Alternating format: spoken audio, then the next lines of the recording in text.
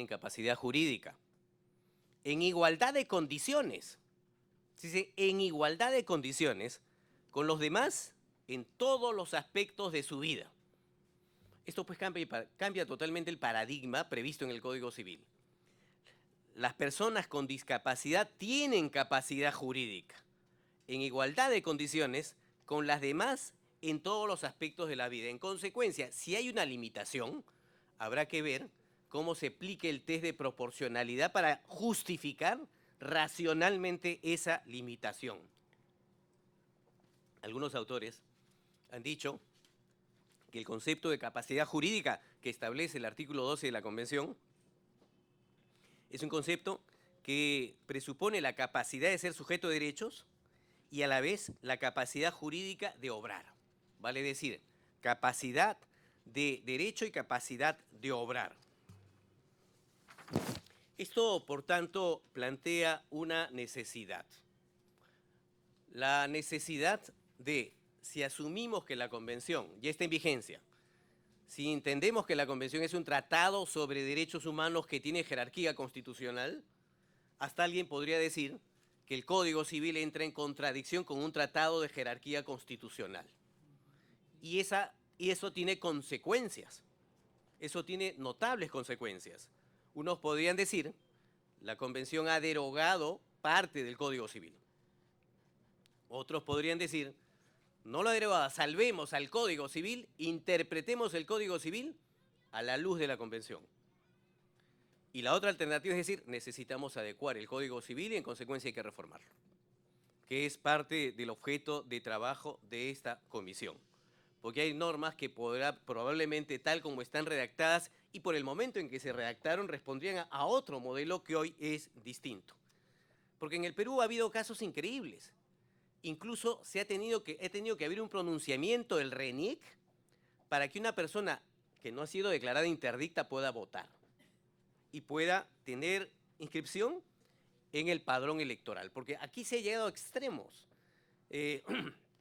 Lamentablemente a veces ocurre que basta mirar a una persona para que un funcionario público piense que ella es discapacitada. Caso típico, síndrome de Down. Y en consecuencia asume que no puede votar. Así no esté declarada interdicta. Y tuvo que emitirse una resolución, la 508 del 2011, para que aclare algo que era evidente. Si la persona no está declarada interdicta, tiene todos sus derechos. Puede votar, pero no votaba. Se expidió la resolución. Ese es un ejemplo de lo que ocurre. En consecuencia, que es lo que se requiere, como es obvio, implementar la convención, modificar el Código Civil. Algunas líneas de trabajo que ahí planteamos modestamente son las siguientes. ¿Qué hacer? Creo que hay algunos principios que tomar en cuenta, que no los digo yo, lo dicen especialistas sobre la materia. Algunos principios básicos si reconocemos que estamos hablando de personas con discapacidad que tienen capacidad jurídica, como lo establece la Convención. 1, la autonomía. 2, la presunción de capacidad. No es al revés. Aquí no se debe presumir la discapacidad, sino al revés. La máxima conservación de la capacidad, la participación en la toma de decisiones.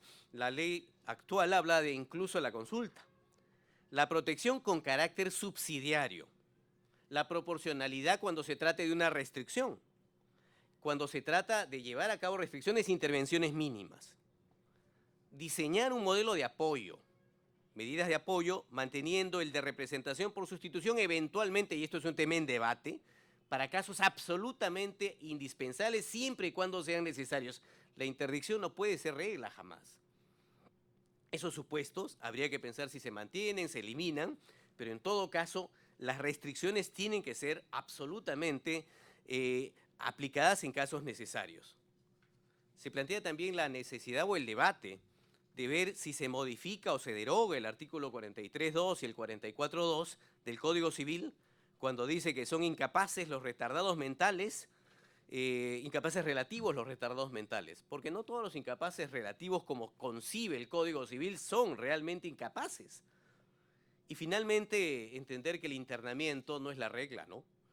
El internamiento requiere el consentimiento, salvo en casos de excepción, cuando, por ejemplo, ya la afectación de derechos de terceros o el derecho a la vida. En definitiva, para no ser tan extenso en esta presentación, solamente quisiera terminar recordando que es un reto el que se plantea esta comisión de tratar de implementar la convención. Hay experiencias en otros países, pero en países como el nuestro a veces hay que tratar de buscar un diálogo entre las diversas especialidades, porque esto no es un tema únicamente del derecho civil. Hay que revisar el Código Civil, porque es la norma donde está el conjunto de regulación de la capacidad. También sería importante una interpretación judicial más favorable, más flexible. El Tribunal Constitucional no ha sido tan intenso en sentencias sobre el particular, y el Poder Judicial, cuando declara la interdicción, prácticamente declara la limitación absoluta de derechos, pese a que tendría la posibilidad de ser mucho más restrictivo. Y finalmente, hay temas que no son solamente jurídicos, ¿no? Hay temas que son sociales y temas que también hay que tomar en consideración. Esas son las ideas que brevemente quería plantear, que son fruto, reitero, de este pedido de la Sociedad Peruana de Síndrome de Down de examinar el tema. Yo felicito la decisión de implementar esta comisión y de convocar a distinguidos especialistas que aquí están presentes, a quienes conozco y creo que pueden aportar sin duda un trabajo que sería un trabajo importantísimo para garantizar que las personas con discapacidad sean realmente titulares de derechos humanos. Muchas gracias por su atención.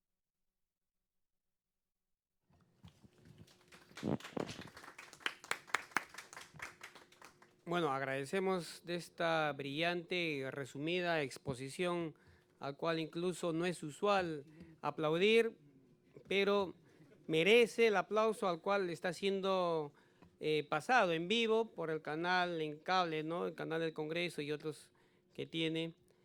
Bueno, reitero, dentro de la exposición que hemos escuchado de acá del estudio de Checopar del doctor Samuel Abad Yupanqui, hay mucha información valiosa que estamos recogiendo. Adicionalmente, que ya nos han alcanzado un documento más amplio. Sin embargo, dentro de los miembros que quisieran hacer alguna pregunta al expositor, al doctor Abad, tienen la palabra acá de la representante de la ANR. Muchas gracias, presidente.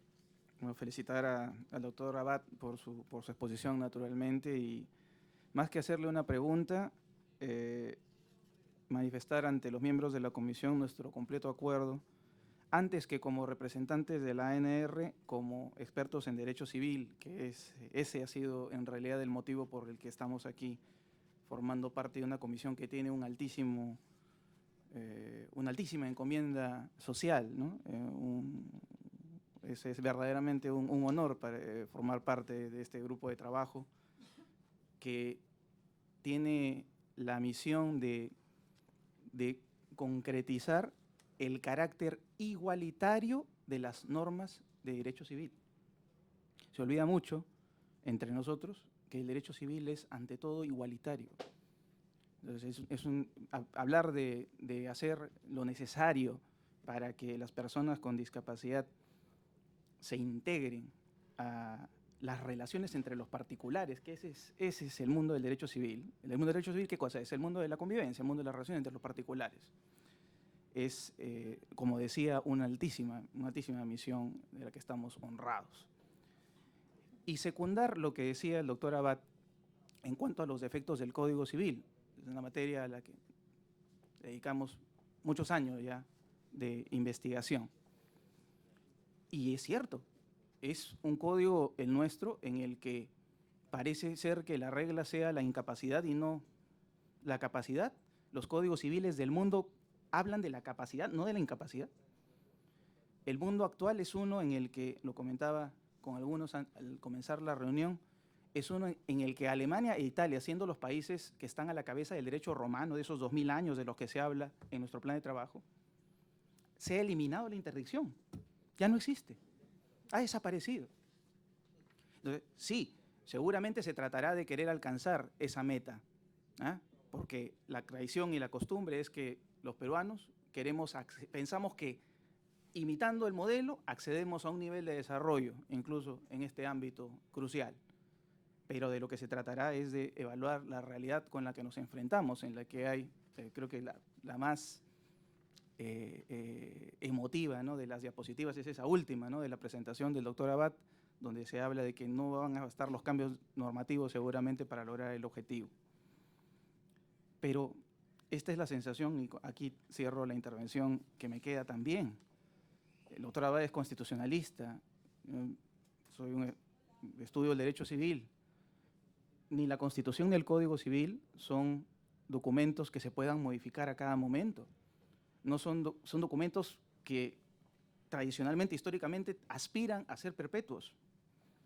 Esto en la línea señalado por la vicepresidenta también al comienzo, al recordarnos que la misión es la reforma de una parte del Código Civil, pero en la cual desde ya, más todavía habiendo escuchado la exposición, me parece que de modificación del Código Civil ampliamente, no habrá tal vez ocasión de realizarla, no por el tiempo, sino porque las normas del Código Civil establecen simplemente un marco, ¿no? Me parece que más que todo el trabajo está en la legislación especial, ¿no? El Código Civil sí necesitará las adecuaciones, ¿no? Porque lamentablemente en el Perú no ha bastado ser parte de muchos tratados internacionales y de convenciones para que las personas tengan la sensación y la conciencia de formar parte de un orden internacional, sino que es necesario que la norma nacional absorba el contenido de la convención internacional. Eso es algo que es propio de nuestra realidad, sí, es verdad. En eso también tendremos que pensar en su oportunidad y por todo esto, por esta reflexión que suscita, un agradecimiento al doctor Abad por su ponencia. Tiene la palabra la congresista Rosa. Sí, señor. Yo también quiero felicitar a Samuel Abad, siempre acucioso, creativo en todo lo que emprende.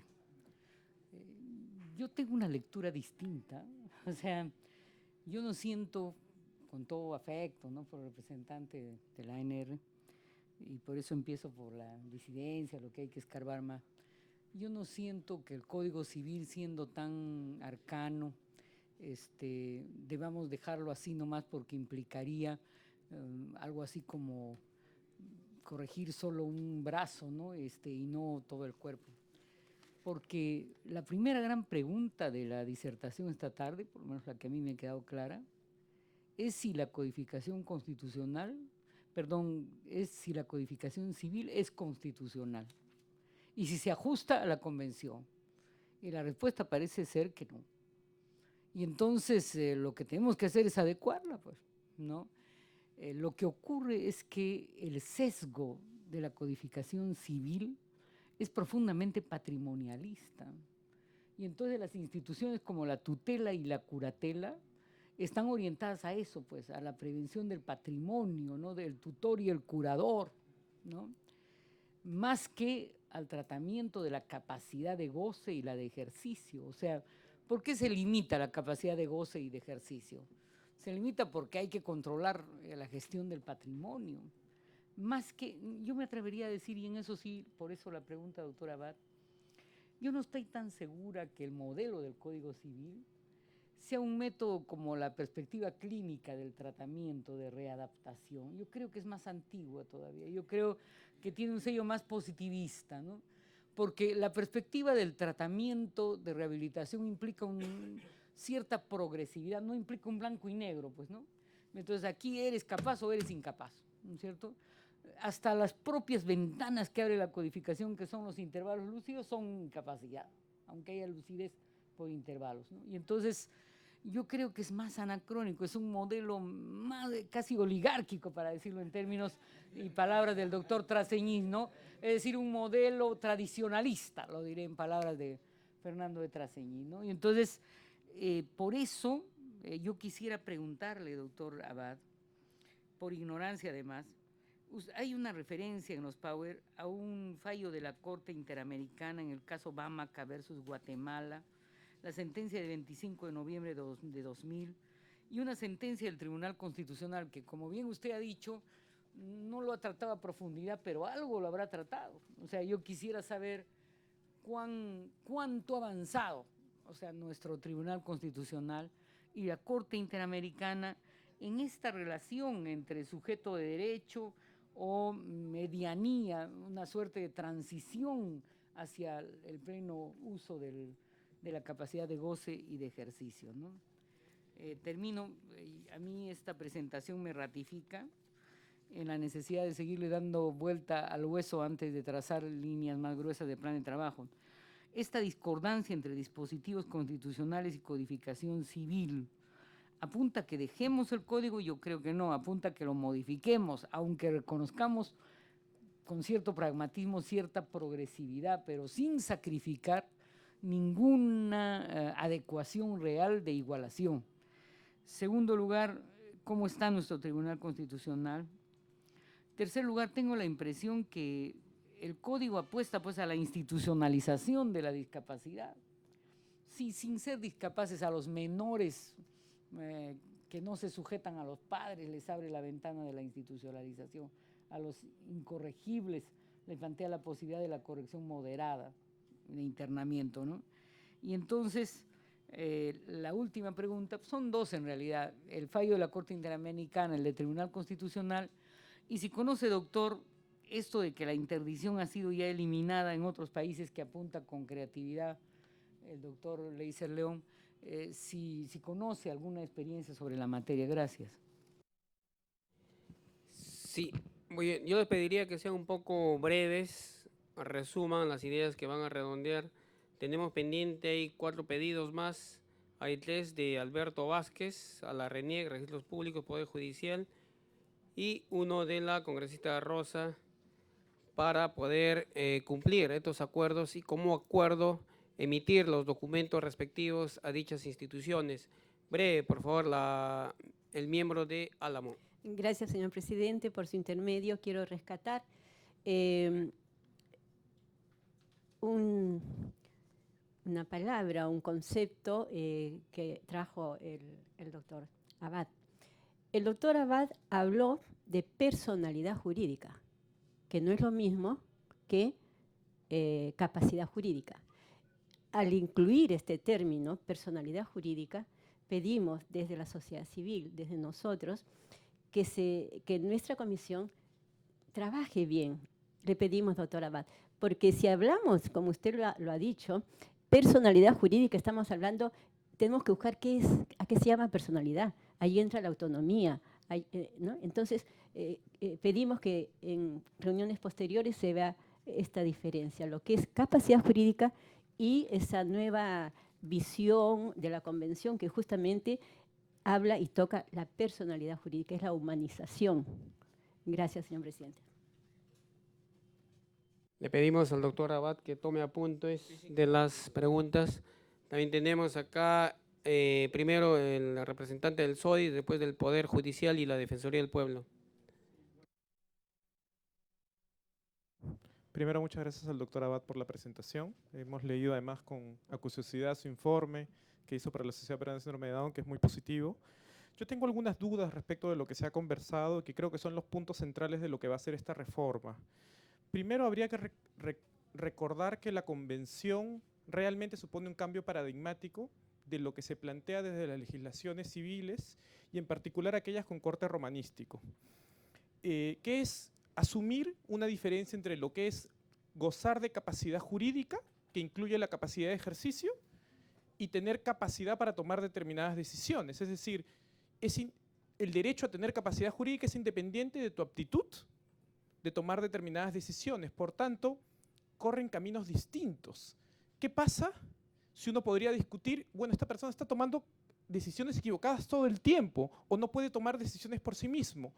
Lo que nos plantearía el modelo planteado por la Convención, que puede sonar, por supuesto, muy, muy lejano a lo que tenemos ahora como regulación, es, bueno, ¿cómo generamos las condiciones para que esa persona pueda tomar las decisiones que él quiere sobre la base de la información disponible y cómo damos todas las condiciones, que es lo que el doctor Abad decía, los apoyos para tomar determinadas decisiones, pero no es un sistema que busque la restricción de capacidad, incluso en aquellos casos que nos parecen límites, la persona en coma, que es el caso típico, la persona que está institucionalizada en un hospital psiquiátrico por 20 años y que no conocemos cuál es su voluntad y preferencias, aún en esos casos tenemos que buscar una forma de lograr un paradigma del apoyo, no de la sustitución. ¿Cómo se logra eso? Eso ya se ha logrado en varios países a través de la experiencia, es, bueno, reconstruyamos cuál ha sido su historia de vida, reconstruyamos y seguramente hablaremos, bueno, se parece mucho a la curatela. Sí, probablemente se parecerá en algunas partes, pero en verdad busca un objetivo distinto. No es la protección de la persona, es la búsqueda de la voluntad y las preferencias de la persona, y eso ya genera un cambio total de paradigma. Entonces, eso es un primer punto. Segundo punto es, de hecho, hay derechos conexos que están vinculados. El doctor Abad mencionó